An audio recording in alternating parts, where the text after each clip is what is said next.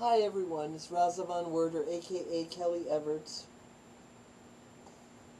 talking about my private and personal life, and I'm beginning to veer, I noticed, quite a bit into spirituality, religion, God, more so than laying out the abuses that I suffered at the hands of my mother. I recently saw a thing about Christina Crawford, the daughter of Joan Crawford, and she was a very interesting video about this. It was about the last will and testament of Joan Crawford and how she disinherited the two, Christina Crawford, and I think his name is Michael, the brother, Michael, but then there were twins, there were two female twins, and she gave them a decent amount of money, and she didn't have a huge, supposedly she had $2 million, and supposedly she gave a lot of it to charity. I read the second book that Christina Crawford wrote, was the aftermath of her writing of Mommy Dearest, which has become such a famous book and movie. And she wrote about how when she went out to promote Mommy Dearest, how she was abused. People attacked her severely for saying these things about Joan Crawford. And, excuse me, and I've noticed that there is an element of mother adulation, which is a good thing. Mother adulation is a good thing. We should venerate women in general, and we should certainly respect our mothers. But I always respected my mother. I never abused my mother. You understand me?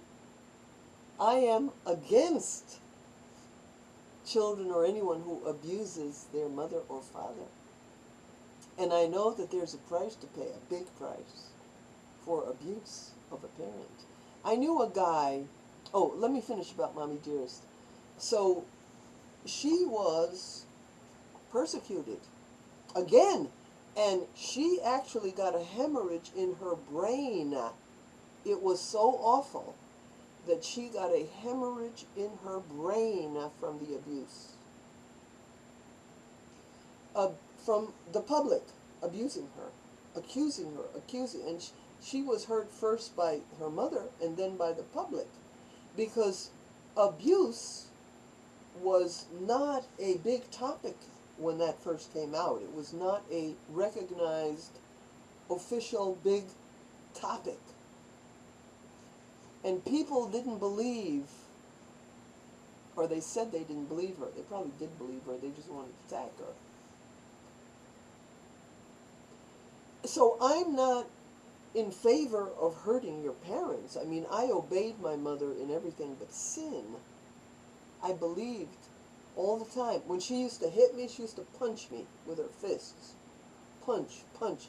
Always, not in my face, but on my back, my shoulders, and my neck, back of my neck. And I always had black and blue marks, sometimes like crazy. And I never ran away when she hit me, because I felt, honor thy father and thy mother, that I don't have a right to run away. I felt it would be sinful to run away. I felt I had to take my lumps.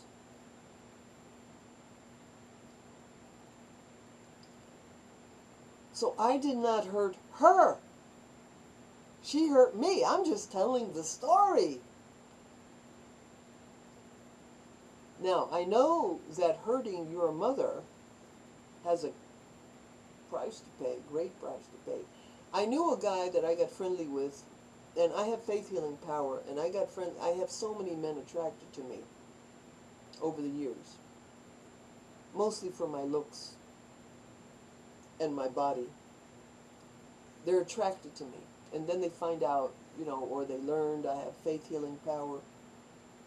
So this one guy started writing to me, and I answered him, and he was paralyzed from the waist down, Not 100%, but like 90%.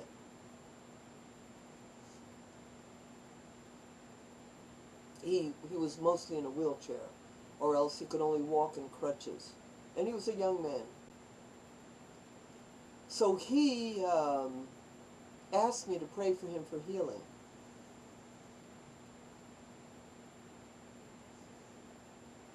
I began to pray, and he began to get sensations from the waist down. But I couldn't get him healed. No matter how much I prayed, and I prayed, and I prayed, I couldn't get him healed. I asked him to tell me more about himself, tell me the story of his life, because I knew something was blocking the healing. So he told me a bunch of things, and one of the things he told me was his mother was an alcoholic, bad alcoholic. And one time she was very disgusting, and he says, I don't know, she was doing something that was bad, saying something or doing something or criticizing him or chewing him out or something, I don't know what. And he hit her. He hit her so hard she fell down on the floor. That's pop, pop. Could be because partially he said she was stinking drunk. Shortly after that, he was just playing, sparring with his male friend, and the male friend hit him in the back. And not too long after that, he began to have numbing sensations in his lower body.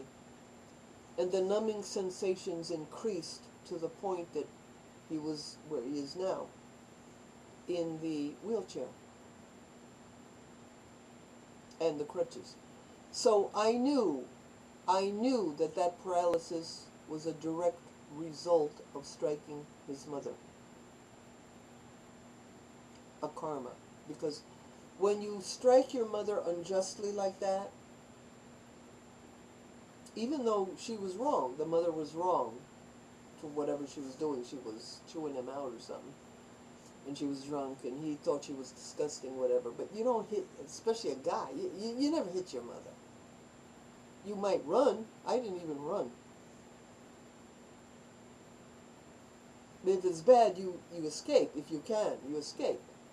But it's not always possible. Sometimes they're beating up on a tiny little child who can't escape, who can't run away. But as I said, he was wrong, and so I couldn't cure him. So his malady came from, when you strike your mother, you are striking the source of your life. Your physical life. She's not the mother of your soul. She's the mother of your body, but that's a big thing. You know, she creates your body in her womb. She takes her blood and her nutrients and her DNA and builds your body in her womb and feeds you. And then she took care of you when you were little, and fed you, and nurtured you, and nursed you, and everything. So, striking your mother is a capital sin. I'm very well aware of all that. And I believe in veneration of women, and veneration of motherhood, and veneration of the sacredness of the mother, and all that. I believe in all that. I'm just telling my life story. I think I'm going to end it for today, and start loading these up, and see you next time. In a few days I'll have new ones. I love you all. Even if no one else loves you, my love goes to you. And we'll see you next time.